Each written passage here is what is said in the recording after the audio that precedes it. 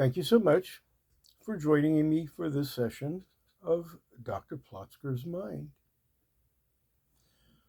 Too much driving, way too much driving. I needed a vacation, and after offering three alternatives to my wife, we selected a road trip to Nashville and the Great Smokies. They are wonderful places to visit.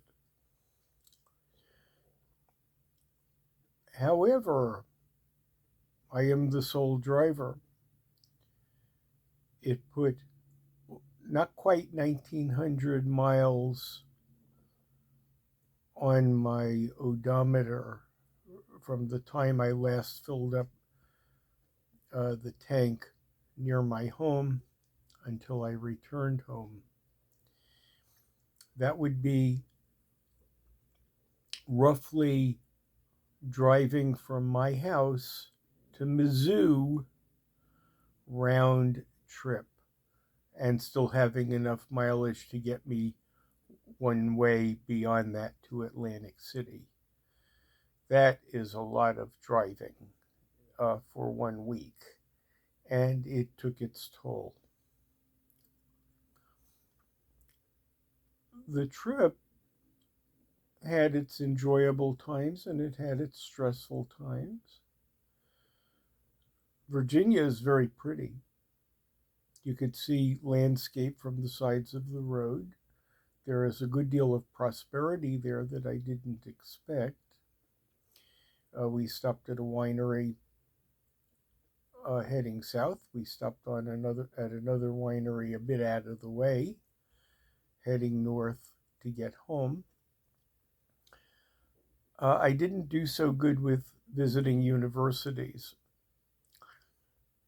Virginia Tech, where I have a soft spot because an old dear friend went there, was a little bit out of the way, but not that far out of the way.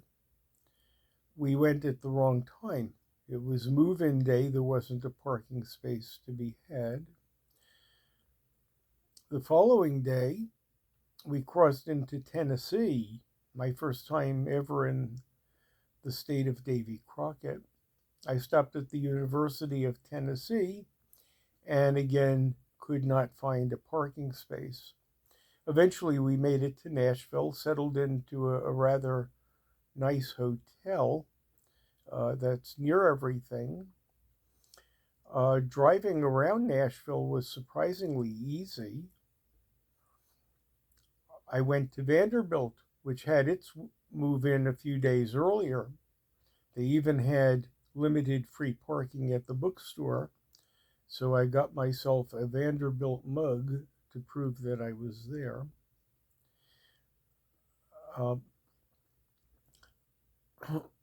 Culinary-wise, we did very poorly there. In fact, we did very poorly for the entire trip.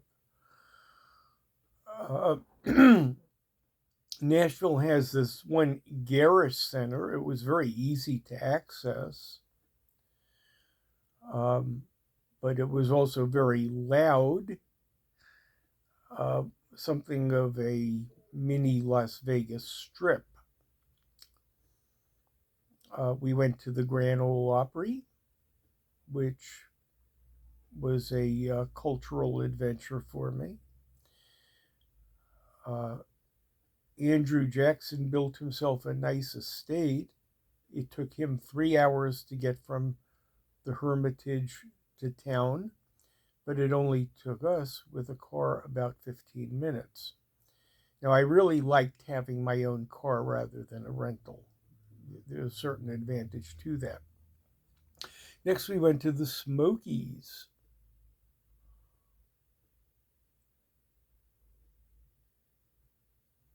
College had its move-in days, which was disruptive. The Smokies had their annual Jeep invasion. 20,000 Jeep owners from around the region all drove to the Great Smokies National Park on the same weekend. friendly people, not quite what I thought. I pictured Jeep owners as hellraisers, and there were some Trump flags, but only one Confederate flag that I saw. And it turns out that there are people of all walks of life who are interested in Jeeps. Nothing overtly political about it. As national parks go, the Smokies was pretty, but it was also subdued.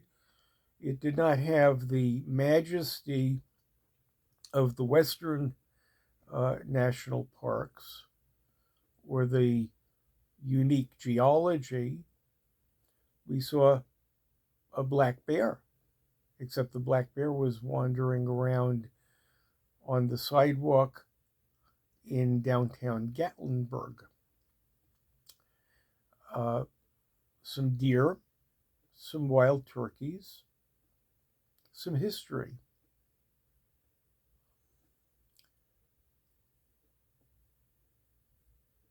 But the town itself was built up around the park, kind of catering to one's every petty amusement.